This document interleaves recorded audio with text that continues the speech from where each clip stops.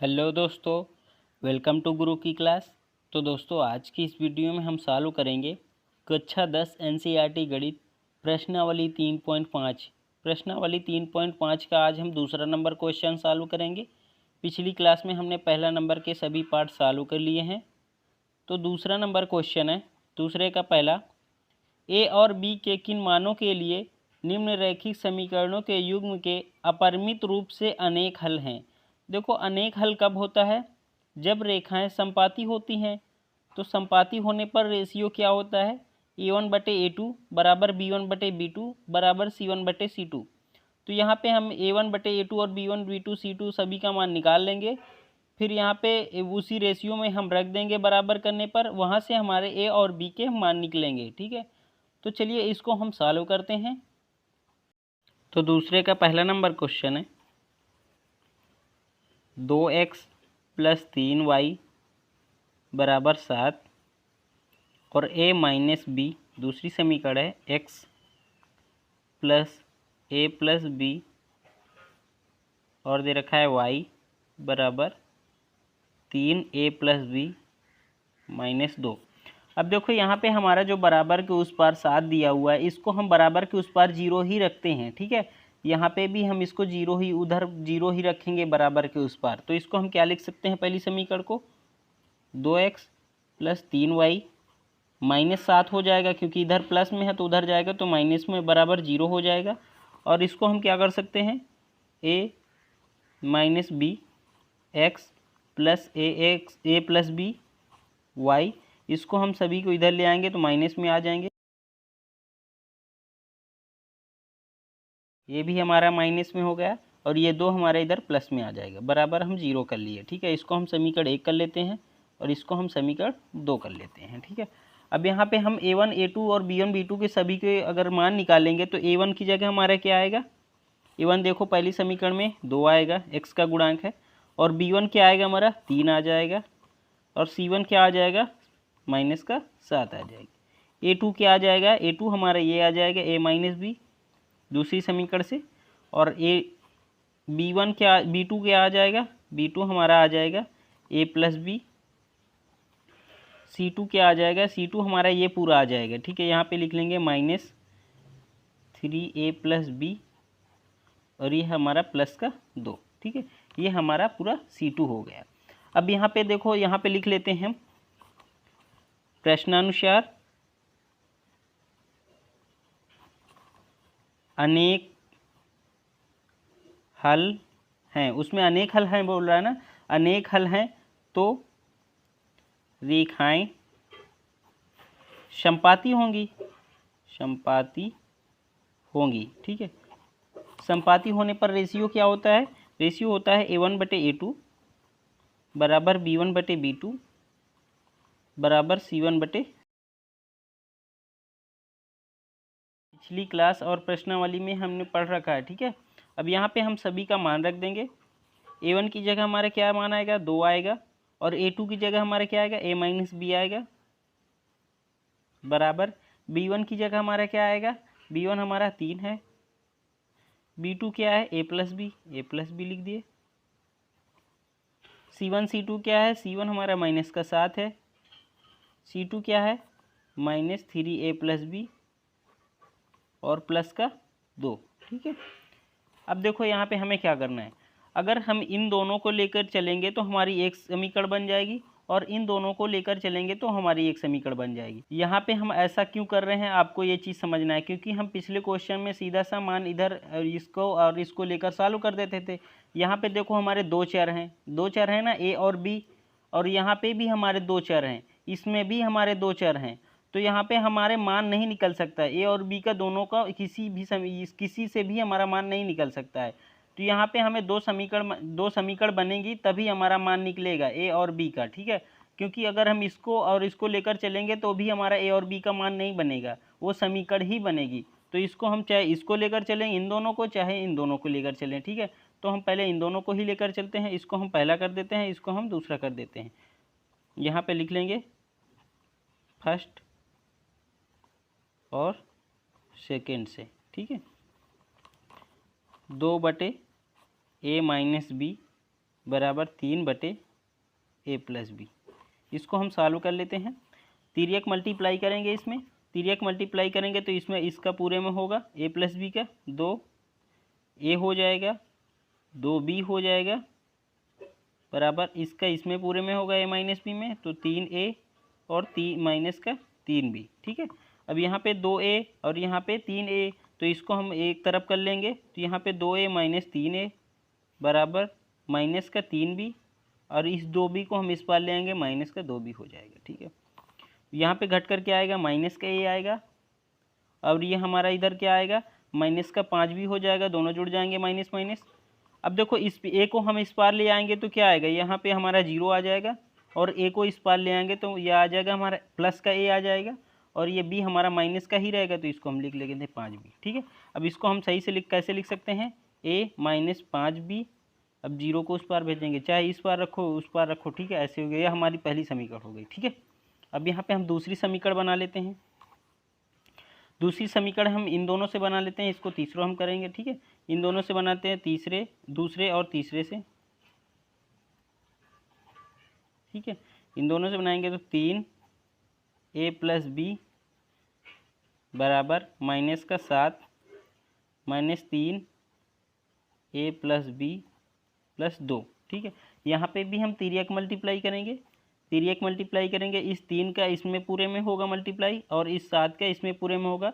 तो पहले हम इसका इसमें पूरे में कर लेते हैं। यहाँ पे 3 त्रिक 9 हो जाएगा a। अब यहाँ पे देखो माइनस लगा है, तो ये माइनस, ये जो हमारा कोष्टक हम लगा रखे हैं, माइनस का अंदर गुणा होगा तो ये माइनस का b भी हो जाएगा। ठीक है, तो हम यहीं पे माइनस का भी गुणा कर देते हैं अंदर, और 3b हो जाएगा, वो भी माइनस का होगा क्योंकि ये लगा हुआ है, तो माइनस का 3b प्लस 3 दूनी 6।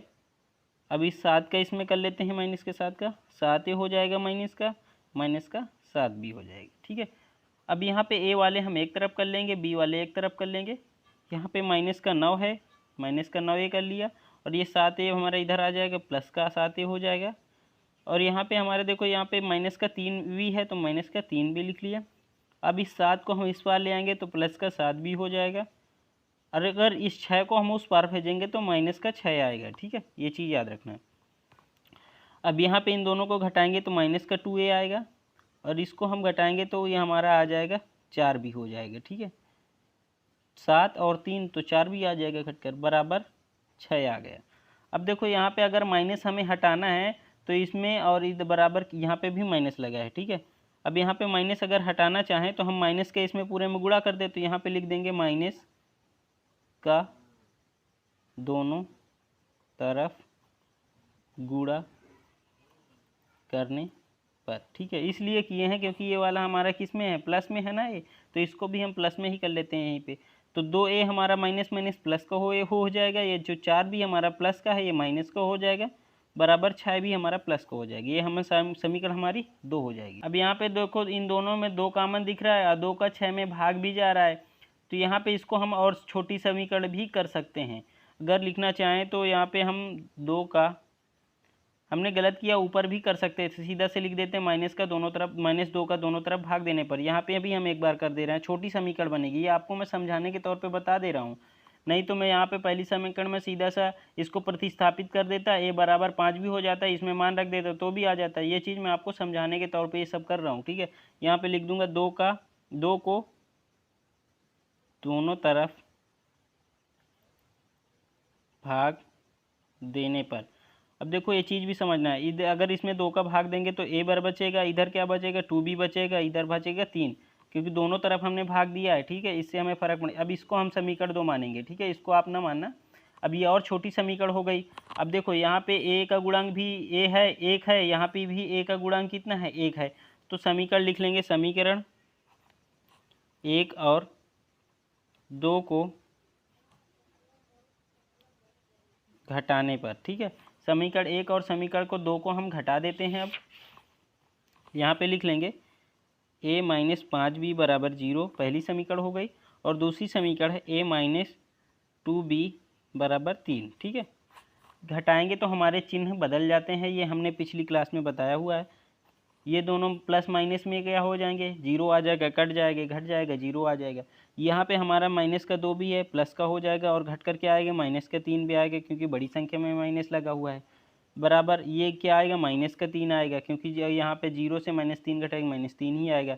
माइनस माइनस दोनों तरफ कट जाएगा, तो b बराबर क्या आएगा, 3/3। तो b बराबर क्या आया हमारा, 1 आया। ठीक है, अब b बराबर 1 आया है।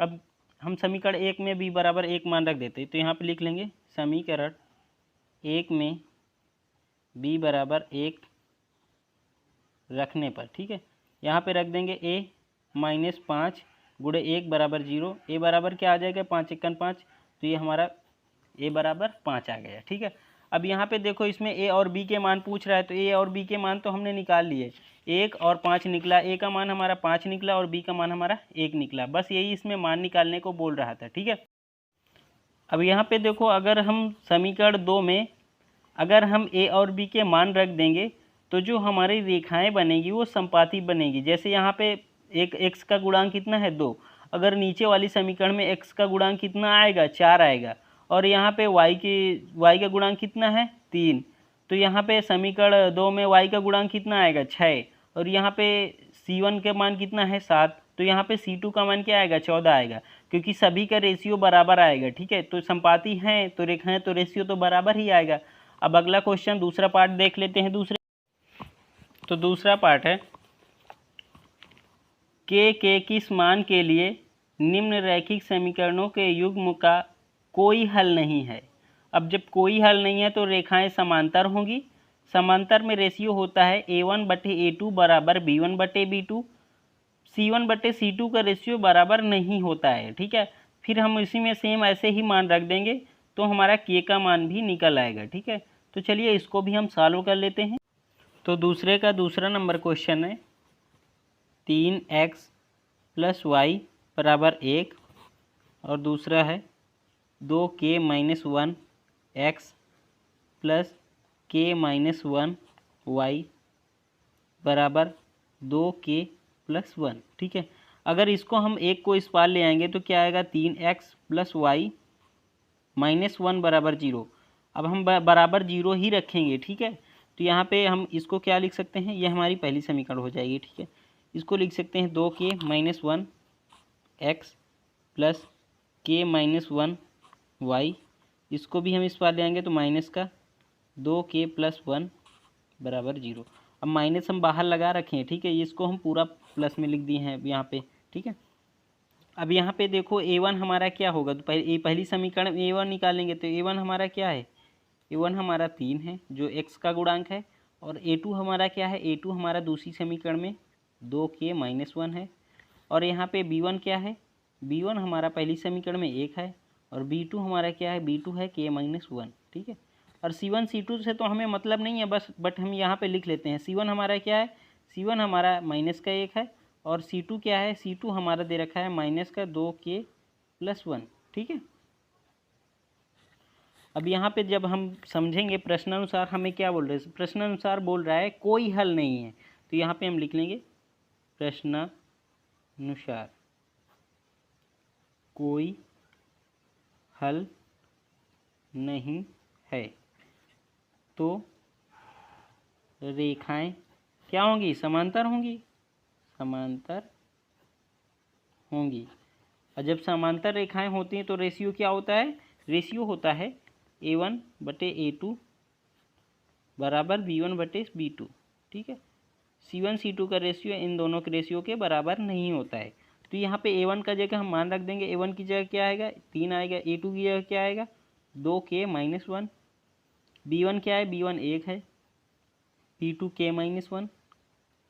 अब यहाँ पे हम तिर्यक मल्टीप्लाई कर देंगे, दोनों में एक ही चर है तो हमें एक मान निकल आएगा ना एक k का, तो यहाँ पे हम मल्टीप्लाई कर देंगे, तो इसका इसमें मल्टीप्लाई होगा 3k - 3। अब इस एक का इसमें मल्टीप्लाई करेंगे 2k - 1।